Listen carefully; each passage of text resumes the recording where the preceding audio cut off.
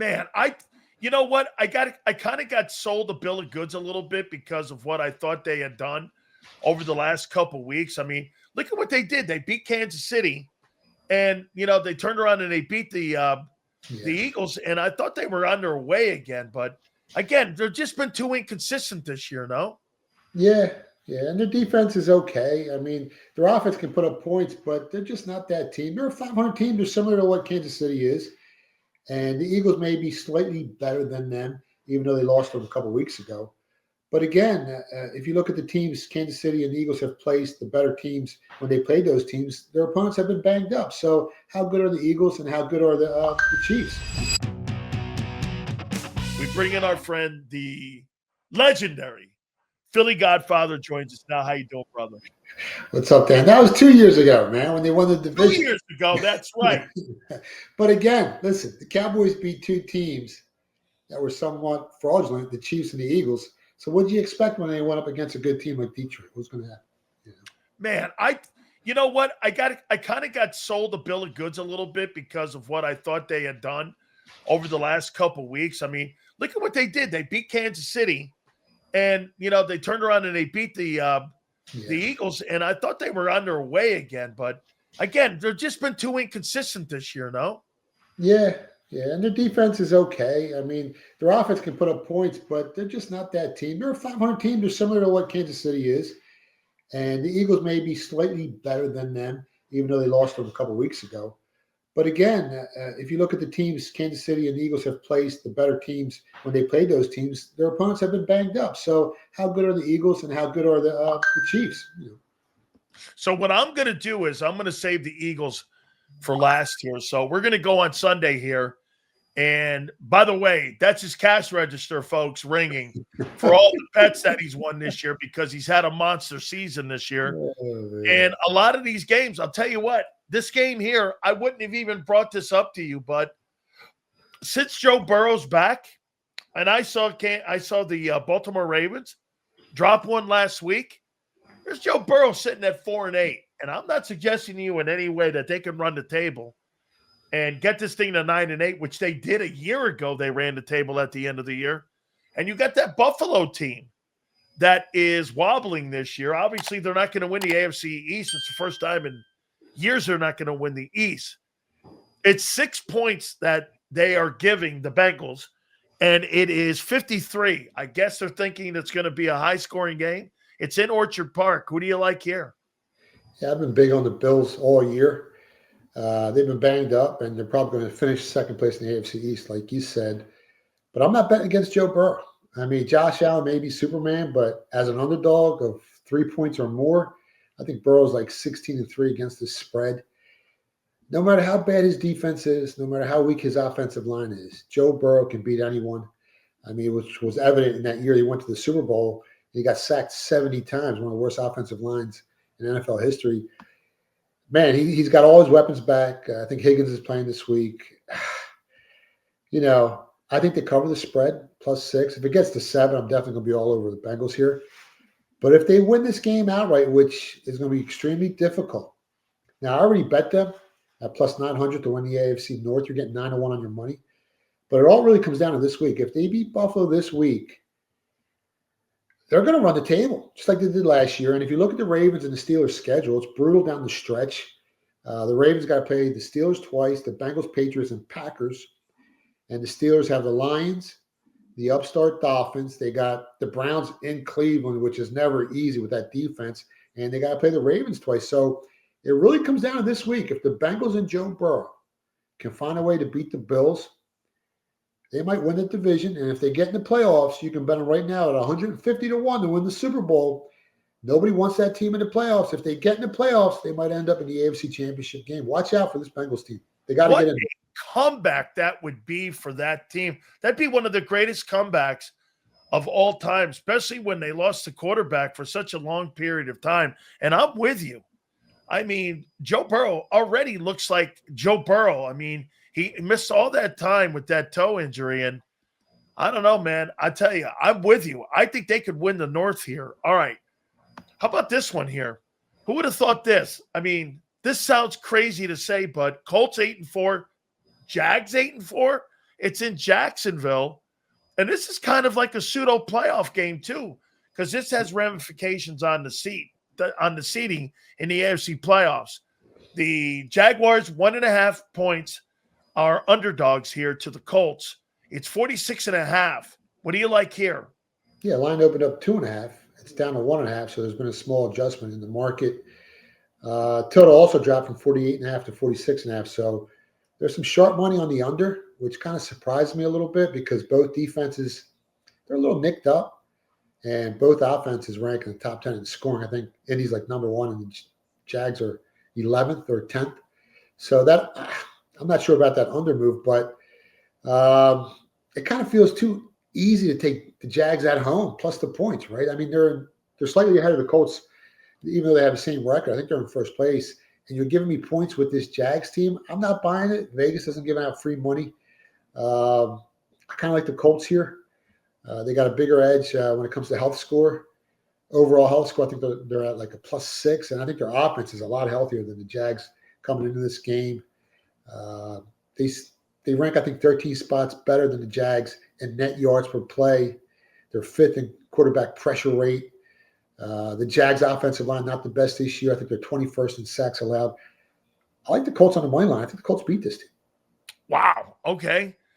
Now I'm going to test your skill here. Somebody told me to ask you and test your skill here on this. And I think this is going to take all Philly Godfather skill for this game here. Okay. Dolphins and Jets, 41.5. 3-9 Jets in the 5-7. By the way, it's funny. The Dolphins are still in the playoff hunt. If they run the table, you could get a 10-7 football team that people threw dirt on, and they thought they were done here. I mean, the Jets are only getting 3. I mean, you would think that the Jets are finished, but you know, the Jets have been kind of winning over the last couple of weeks here. 41.5 is the over-under. What says you on this? It's a tough game to handicap, even though the Dolphins have looked pretty solid. I mean, they've won 2 straight. They won 4 of the last 5. But I like the Jets here. You know, I'd help them catching 3 points. I mean, the last time the two teams played, and I think it was week 4 or week 5, the Jets actually outplayed the Dolphins. I mean, they had more first downs. They had 104 more total yards, more passing yards. I think they had 70 or 80 more rushing yards. But it was the 3 turnovers that cost them that game. So, you know, this time around, I think the Jets are the right side. If you look at, you know, they got 9 losses on the year, but I think 5 or 6 of them have come by like 1 score or less. They've been really competitive, this Jets team. It's a divisional matchup. Jets are at home. You're giving me 3 points. I think this finishes the Dolphins' playoff hopes, and I think the Jets cover the spread, and I think they might win the game outright as well. The reason I'm asking you about this game coming up, Saints and Bucks, is this. If the Bucks lose his football game, Carolina's on a bye right now. They would theoretically be in a first-place tie in the NFC South, and they play each other twice towards the end of the year because of the scheduling of the NFL. They've done this with numerous divisional opponents, and the Bucks would have to play that Carolina team.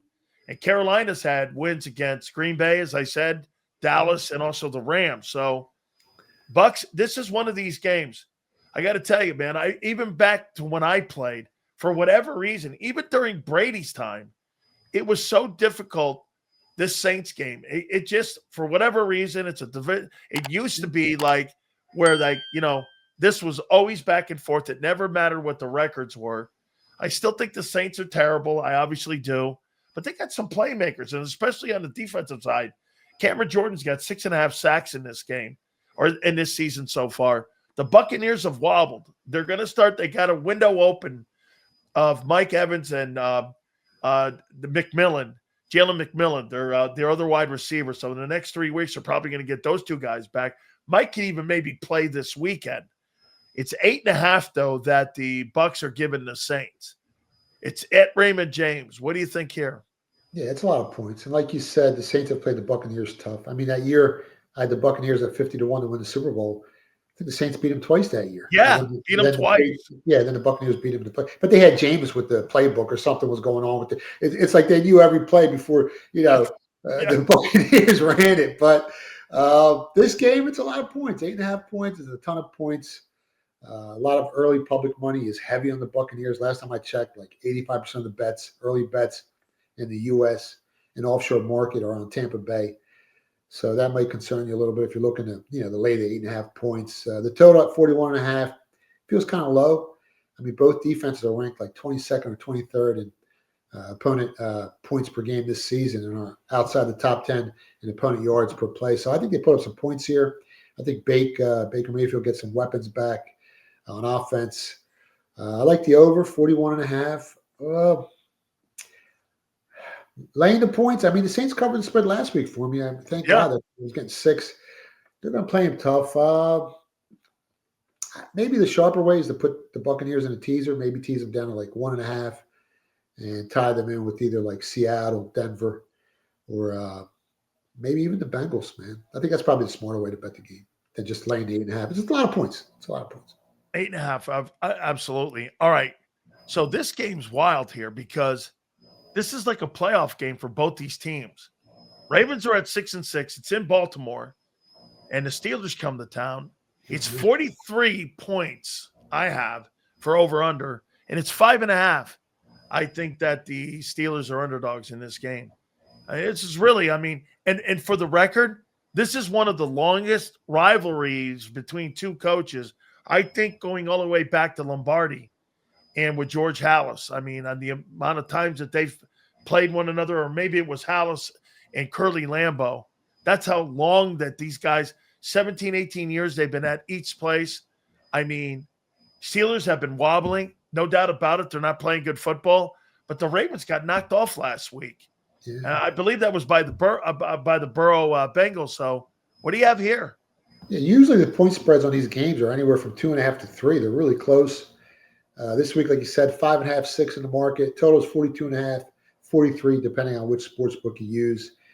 But again, 6 points is a lot to lay in a divisional home game with a low total of 42.5 or 43, especially with a Baltimore team that ranks, I think they're ranked 25th in turnover differential in the season. And for the Ravens to cover this number, they're going to have to put a ton of pressure on Pittsburgh's quarterback Rodgers and force him into mistakes. But Baltimore's defensive line, they've struggled all year to generate pressure, to get sacks. I think they're 29th or 30th in sack and pressure rate. So that may be an issue. You got to get pressure on, Pittsburgh's quarterback, or else he's going to have a much better game than he had last week. I think Rodgers threw for like $115 last week. I'm not looking to lay the 6 points here with the Ravens, even though Rodgers is a little banged up. Again, smarter ways probably put the Ravens in a teaser down to a pick 'em, maybe pair them with the Packers. But I'm not laying 6 points with the Ravens. I think the game's going to be close. Yeah, that game, like you said, 5.5. I've never seen that point spread. That's like 1.5, 1. I mean, pick 'em. Yeah, that rivalry's going to be. That's a coin toss game, don't you think? I think so, especially with. I mean, the Ravens aren't as good as people think they are. They played some pretty good football. Then last week, people realize, you know what? This Bengals team is much better. They blew the Ravens out. These teams are very close, a little different offensively and defensively. Pittsburgh has the better defense. The Ravens have the better offense. But again, 6 points, divisional game. It's tough to cover that number. So Seattle is 9-3. I want to know what you think of them. They're taking on the Falcons. They're in Atlanta. And the Falcons are getting 7 points. It's 44.5. Are you buying the Seattle team? Because you know what? They could get home field. And they could end up winning that. Don't you agree? Whoever wins the NFC West is going to win home field advantage. I mean, unless the Packers come through or the Bears. But, yeah, it looks that way. I mean, Seattle's been really impressive. So home field's going to come out of either the West or the North in the NFC, you think, and not the East with the Eagles. No, I don't think so. I mean, anything can happen. But, looking at these teams' schedules, looking at how these teams have performed, it's probably going to be the North or the West. And like you said, this Seattle team is really impressive. They currently have the second best odds to win the Super Bowl. I think at like plus 750 behind the Rams. At a couple sports books. They're ranked number 1 in net yards per play differential, 3rd on offense in yards per play. I think they're 2nd on defense in opponent yards per play. I mean, their defensive line, I think they ranked 4th or 5th this season in sacks and pressure rate. And their offensive line I think they let up either the least amount of sacks or the second least amount of sacks in the NFL this season. So the nucleus of this team is definitely Super Bowl worthy. We all know what the weakest link on this team is. It's their quarterback. Turnovers, I've talked about it for the last few years on your show. No matter how pretty your stats look, no matter how great your team is, a couple of turnovers negate everything. And this team continues to turn the ball over. They're ranked 24th in turnover differential in the season, despite maybe being the best team in the NFL or in the NFC. So that's huge. 7 points again, a ton to lay in the NFL on the road, especially against an Atlanta defense that ranks, I think they rank top 10 in yards per play allowed. Their defensive line, I think that was the 3rd most sacks in the NFL this season. Their offensive line, strong, top 5 in sacks allowed. They're really stingy with the football, top 10 in turnover differential. It's not the pretty pick of the week, but I think Atlanta plus the 7 at home. I think they cover the spread. Last time I checked, like almost 80% of the public money's on Seattle. So, I try to stay off the public side if I can, if I think it's the right side, even though the public does win 50% of the time. It's the VIG that eats the public up week to week. But I think Atlanta's defense can create problems for Darnold and keep this game within the Vegas number. I like Atlanta here plus the points. I'm going to ask you about this game here because of the Browns defense. And to me, and it's not so much who wins it. I'm looking at the under here on this. Titans are terrible. Yeah. Okay. I mean, every metric offensively, they're just nowhere. And the Browns are the 2nd rated defense in the National Football League right now. I mean, they're just playing great football right now. You take the under in this thing, it's 33.5. Would you go under on the Browns and take that under? It's low. That's low. That's an all, like you said. I mean, we're talking like, what is that? 20 to 14. Yeah, I think it would be the lowest total all season. I don't think I've seen a lower total all season. Yeah, and if you're looking to lay the 4 with the Browns, I mean, how can you bet on a team whose offense can't score? I think they're ranked dead last in yards per play. Shedeur Sanders, rookie quarterback. They virtually have no weapons on offense. They've had a problem running the ball this year, Cleveland. They're usually a good running team. And this year they're ranked 29th or 30th in yards per rush attempt. I think they're putting up like 16 points per game over recent play over the last 3 games. So it's hard. You got a low total and you got to lay 4 points with a Browns team that, has been so inefficient this season on the offensive side of the football. But I'm not rushing to bet on the Titans either. They've won 1 game all year. I think they're averaging 13 points per game for the entire season. So another bad offense. But like you said, 33, looking to go over. The weather forecast is supposed to be really ugly. They're calling for sleet. I think they're calling for strong winds, freezing temperatures. In Cleveland. That should help the under. It's going to be an ugly game. That's the only thing that scares me. A couple turnovers, inside their own 20, and then there goes the total. I'm not betting the game. I'm not betting the total.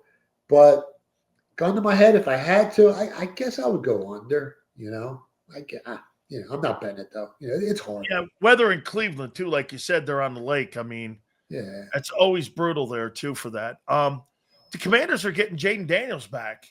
Yeah. So he's going to play in this ball game against the Vikings. Vikings have been funny. I mean, they're a quarterback away. That football team, in my opinion, that Vikings team, if that Vikings team had a competent quarterback, I think they'd be in the playoff mix, especially in the NFC, the way that the NFC is right now. They've got weapons everywhere. They're pretty decent on defense, but the inability of the quarterback. You want to hear a stat? So the quarterback's only played 6 ball games. 6 games in 2 years, J.J. McCarthy. I mean, it's a 1.5, and I go and the Vikings are getting that 1.5, and it's in Minneapolis, so it's inside. So that probably favors Minnesota a little bit to keep that game close. It's 43.5, but I'm all over Washington in this one here. Yeah, I mean, it's a low point spread. It's down to 1.5. Game opened up 3, and there's some sharp money that pushed it down to 1.5. So, I mean, over recent play, Minnesota got blown out, 2 weeks in a row? Yeah. Commanders lost two overtime games, right? Dolphins and Broncos. So they've looked better, even though Mariota was a quarterback now. I think you got an upgrade with Jaden Daniels. Um, I haven't bet the side yet, but I think they put up some points in that dome. I mean, the over 42 sounds light to me. Um, I think the game's a coin flip. So if I had to lean a certain way, I guess I would take the Redskins plus 1.5. I mean, they got the much better offense. They put up points against arguably the best defense in football last week, and they almost won that game. After what they lose 7 in a row, the Redskins, they'll probably win this game. I kind of like the Redskins a little bit. I like the over. I think they put up some points. Man of my heart, Redskins. I like it. I'll spare you Broncos and Raiders. Okay. We will go to this one here. So, Bears and Packers. Bears come off an impressive victory against the Philadelphia Eagles. 281 on the ground. They're 9-3 heading into this game, and it's at Lambeau Field. And, I mean, 8-3-1 right now. Here's the wild thing on this. So the Packers are favored by 6.5 over the Bears after what you just watched the Bears do to the Eagles. Holy cow. What says you in this bad puppy? Feels like they're trying to pull you in, right? 6.5. I saw some 7s. Yeah. It feels like a ton of points to lay, against a divisional opponent that owns the best record in the NFC. How are you laying 7 points against the Bears? I mean, they just beat the Super Bowl champs. And, people keep calling the Bears frauds, and that's all I heard all week from a lot of Philly media, from people, national media. But all they do is win. I mean, I tried to tell everyone who would listen last week, especially the Eagles fans in the media, that before you keep calling the Bears frauds, maybe you need to take a deeper look in this Philadelphia Eagles team. And they went down there and they beat the crap out of the Eagles. And to be honest, this Bears team should be 10-2 on the season. They gift wrapped that first loss. Yeah. In week 1 to the Vikings. They should have won that game. And then in week 7 or 8, they were really banged up. I think the Ravens had like a plus 10 health score advantage, or else they probably would have won that game. This is a team that could be 11-1 right now if the ball had bounced their way. So anyone calling the Bears a fraud, I mean, maybe they're not the best team in the NFC, but they're definitely not frauds. But with that said, I think the Packers are the best team in the NFC when they're healthy. They lost 3 games this season by 3 points or less. And they're really stingy with the football. They've only given up, I think, 7 takeaways on the season. I think it was like 4 interceptions and 3 fumbles. So it's hard to beat that team. They don't turn the ball over. And turnovers are, the measuring stick on who wins these games, and they're really stingy when it comes to turnovers. Their only weakness is running the ball, and they're a little banged up on offense, which could be an issue this week, covering that Vegas number of 6.5 or 7. The Bears can run the ball down people's throats. So, oh, man. And they're also good at forcing turnovers. They got 26 takeaways, I think, this season, which is number 1 in turnover differential. And the Packers defense, they're really not ball hawks. They only got 11 takeaways this year. So I haven't bet the game yet.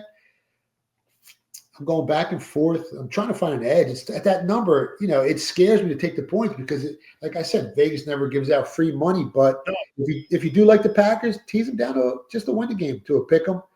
And maybe bet them with the Broncos just to win, or maybe Seattle.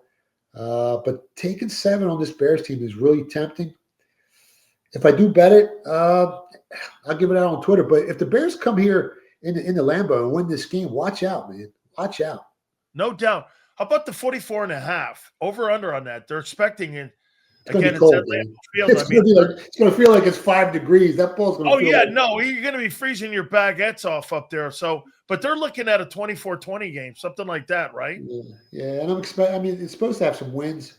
Both teams are probably going to try to run the ball. It's going to chew some clock up. But that Bears team can put up points. I think they're second or third in points per game and top 5 offensively. Packers do have one of the better defense. It's right there. I didn't bet it. As long pay attention to the weather. If there's no wind, the game probably goes over. But if there's winds over 15 miles an hour, I would stay off that. Total. How about this one here? Last 2, but we're going to get to the Eagles here in a minute. I think this might be an elimination game. Texans at 7-5, and the Chiefs at 6-6. It's at Arrowhead. Huge win for them. I mean, they, no question about it. They've wobbled. They've had some big wins. They've had some bad wins. Here's a number for you too. Since the Super Bowl, they're 6-7, and that Texans team has the number 1 defense in pro football right now. And the Chiefs are giving the Texans 3.5. What a tough game here to handicap here. Who do you like? Yeah, I just can't believe a 6-6 team is laying 3.5 points while they're sitting in third place in the AFC against arguably the top defense in the NFL, definitely top 10, possibly the best. It kind of makes no sense to me. This Chiefs team isn't what it was the last couple of years, and history kind of backs it up. I mean, every time Kansas City has faced a top 10 defense this season, the Jags, the Broncos, and the Chargers, they lost those games outright. So this could be a tough sledding for Kansas City, even though they are at home. It's a must-win for Kansas City, but it's a huge game for Houston as well. I mean, this one's kind of tough because they are laying 3.5. Texans started off slow. What were they? 0-3. They got their mojo back. They're finally healthy. They won 4 straight, 5 of their last 6. Man, this defense on the Texans team is so good, man. But it's not easy going into Arrowhead. I like Houston here plus 3.5. I think it's a field goal game. If Kansas City wins the game at Arrowhead, they probably win by a field goal. But if the Texans do win the game outright, right now you can grab them at 28-1 to win the Super Bowl. I think that bet offers some value. They're battle tested. They've been in the playoffs 2 years in a row. They got robbed last year against Kansas City. The refs screwed them. They should have won that game. So this is a very dangerous team. And honestly, if Stroud doesn't get hurt in that Broncos game and gets knocked out of the game, they're on a 6-game winning streak. So if they can find a way to beat the Chiefs in Arrowhead, maybe you want to grab them at 28-1 to win the Super Bowl. And then you'll have hedging opportunities come playoff times. You can hedge your bet and bet the opposite side for some free money, but it's a very dangerous team as well. I mean, the Bengals and the Texans, they're kind of polar opposite in how they're built, but they're two very dangerous teams. Here it is. Eagles and Chargers, 2.5. The Chargers are getting. Eagles are favored in that. To me, I think this is more of a coin flip game. And now that you have Carter out, this football team ran for over 150 yards last week against the Raiders. I mean, they're really good in the run game. And where you have to really look also is look at their defensive rankings all throughout the metrics, man. I mean, against one of the worst offenses for all contending teams, the Eagle offense has been brutal. Yeah. And you're going to try and tell me that you're going to bring that offense into SoFi, and you got Derwin James rolling back there in the secondary? Boy, Hurts has struggled this year throwing the football, in my opinion. The run game has struggled. Man, 41.5. Who do you like in this one? I mean, I think the Chargers have played the more efficient football this season. Yeah. And at home, I mean, they're hard to beat. I think they're 5-2 at home this year. And their average margin of victory is like 8 or 9 points.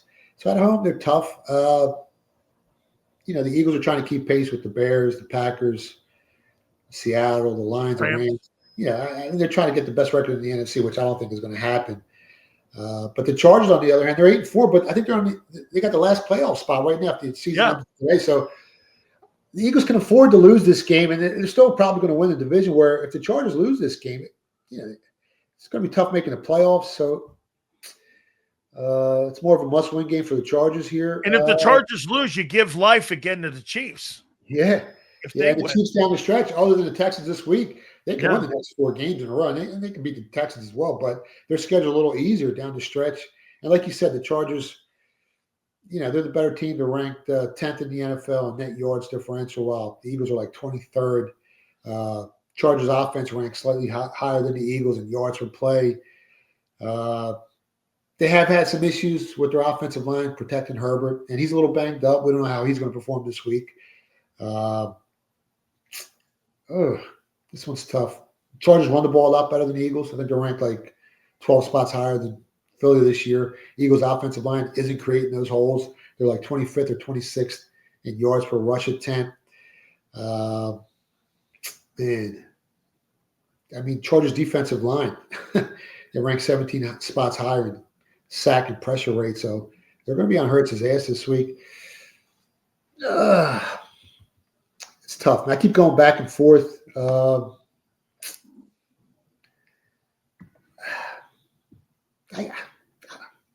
in the week, I was leaning the Eagles, and now I'm starting to like the Chargers a little bit. I haven't bet the game yet. It's kind of a good buy low spot for the Eagles after losing 2 straight, though. Yeah. Man, this one's tough. Flip a coin. Dan, flip a coin. Flip a coin. Flip a coin. Let me take you to a couple college games real quick. Big 12 championship game.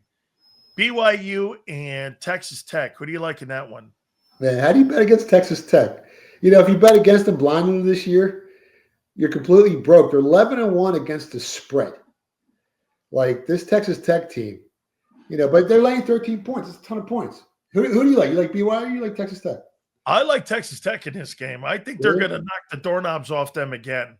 I don't know. Last time they played, they blew them out. What was the score? 29-7? Yeah, it was in Lubbock, but they kicked the crap out of them down there, and they made them look irrelevant. Yeah, but I think BYU turned the ball over 3 or 4 times in that game. I did. Yeah, I don't think that happens again. The line opened up 11.5. I think it's up to 13. If it gets to 14, it's hard not to take BYU here. I think Texas Tech wins the game, but it's a ton of points, and I don't see the Cougars turn the ball over 3 times or 4 times or whatever it was last time. BYU's got a pretty good defense. I think they're ranked like 30th in opponent yards per play. I know Texas Tech might be number 1 or number 2 in that metric. I kind of like, if it gets to 14, I'll probably be on BYU. I like the under in the first half, 25.5 and under 50 in the game. It wouldn't be a big bet, but it's hard betting against Texas Tech, man. They're monsters. SEC title game, Georgia at Alabama rematch. Who do you like? I like Alabama. I mean, you're getting 2.5 points. It opened 1.5. It's up to 2.5. If it gets to 3, I like Alabama. They beat them already in week 5, and they were 2.5-point dogs in Athens. And now it's not a home game. It was Mercedes-Benz. Is that what they're playing? Yeah. So it's not really a home game for Georgia. Alabama protects the football much better. I think they're ranked in the top 15 in turnover margin, while Georgia's like 66th. Bama's defense ranks top 20 in opponent yards per play, top 10 in pass efficiency defense. Georgia's been really slow out the gates all season. Last time they played, I think they didn't even score in the first quarter, and they're ranked 66th or 67th in first quarter scoring. So if Alabama jumps out to an early lead again, Georgia is a second half team. I like Alabama. Give me the points with Alabama. Indiana, Ohio State for the Big Ten championship. What do you like? I like Indiana to win the game outright. Me too. Yeah. You can grab plus 170 or 180. I already took them plus 4.5. I took them on the money line. Both defenses are, maybe the best in the country. But the difference is Indiana ranks number 1 in turnover margin, and Ohio State's 50th. So a game like this, last year when they played, that was the problem. Indiana turned the ball over. And this year they've protected the football much better. It's kind of a home game for Indiana too, because they're in Indianapolis. Lucas Oil. So Ohio State ranks 50th in turnover margin.